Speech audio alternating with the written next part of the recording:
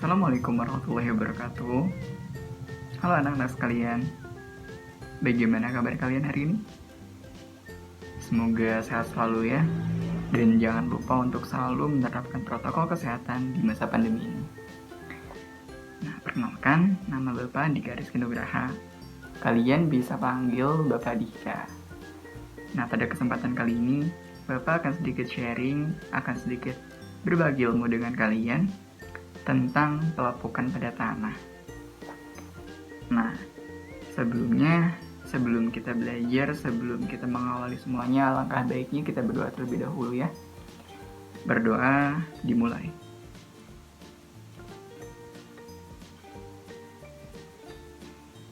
Ya, berdoa selesai. Nah, sebelum masuk ke pembelajaran, Bapak ada sedikit untuk kalian. Judulnya, Saya Bilang. Jadi ketika Bapak bilang, contohnya, pegang hidung, pegang telinga. Nah, kalian harus memegang dan mengikuti instruksi apa yang Bapak katakan dengan tepat. Nah, jadi ini melatih konsentrasi kalian juga. Oke, kita mulai ya. Saya bilang pegang kuping. Saya bilang pegang hidung. Saya bilang pegang mulut. Nah, gimana? Ada yang kekecoh? Sekali lagi ya. Saya bilang pegang bahu. Saya bilang pegang mata. Saya bilang pegang kepala. Gimana?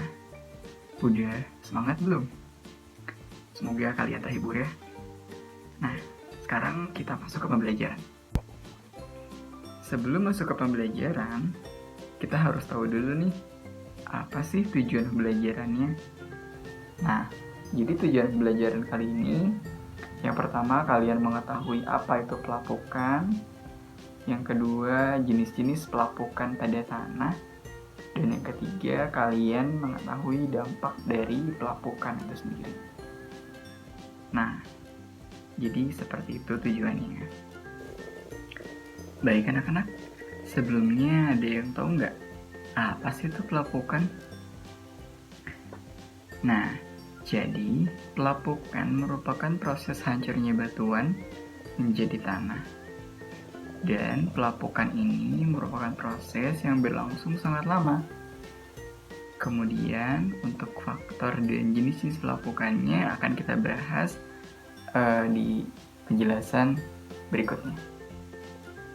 Nah, yang pertama ada yang namanya pelapukan fisika. Nah, pelapukan fisika itu apa sih? Jadi, pelapukan fisika itu merupakan pelapukan yang merubah bentuk fisik batuan. Kemudian, pelapukan ini juga dipengaruhi oleh perubahan suhu atau iklim. Contohnya ketika siang hari, batu mengembang karena suhu udara yang panas, dan ketika malam hari suhu udara dingin, batu pun menyusut.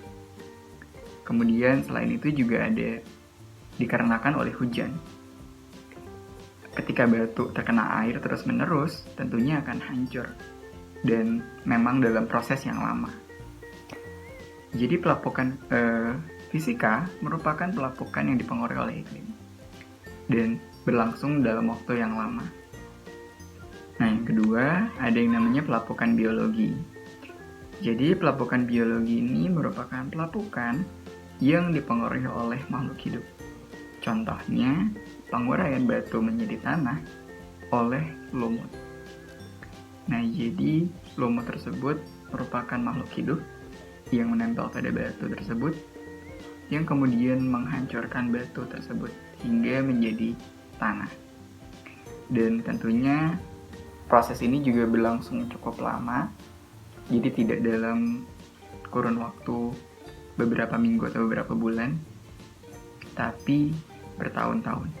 Contoh lain dari pelapukan biologi yaitu hancurnya batuan oleh akar tumbuhan. Kemudian yang ketiga ada yang namanya pelapukan kimia. Nah, pelapukan kimia ini merupakan pelapukan yang dipengaruhi oleh zat kimia. Contohnya limbah industri. Selain itu, pelapukan ini juga disebabkan oleh hujan asam yang mengandung sulfur dioksida dan nitrogen dioksida yang mampu menghancurkan batuan. Baik anak-anak, kita lanjut ke penjelasan berikutnya, yaitu dampak positif dan negatif dari pelapukan. Dampak positifnya yaitu terciptanya mahakarya alam yang sangat indah. Contohnya, Grand Canyon di Amerika Serikat. Selain itu, pelapukan yang terjadi di daerah kapur akan membentuk gua-gua yang memiliki stalaktit dan stalagmit yang dapat menjadi tujuan objek wisata. Contohnya yaitu Gua Maharani di Lamongan dan Gua Jati Jajar di Kebumen. Kemudian, untuk dampak negatifnya, yaitu pelapukan bersifat destruktif atau merusak.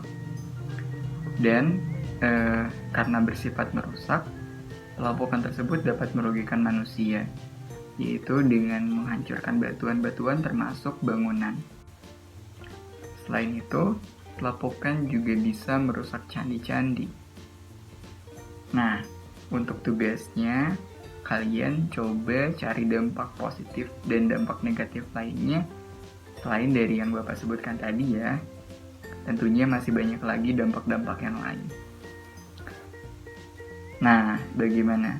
Tadi kita udah belajar tentang pengertian pelapukan, jenis-jenis pelapukan, dan yang terakhir itu dampak positif dan negatifnya. Semoga dapat dipahami dan bermanfaat untuk kalian semua. Baik anak-anak, cukup sekian pembelajaran dari Bapak. Semoga bermanfaat. Assalamualaikum warahmatullahi wabarakatuh.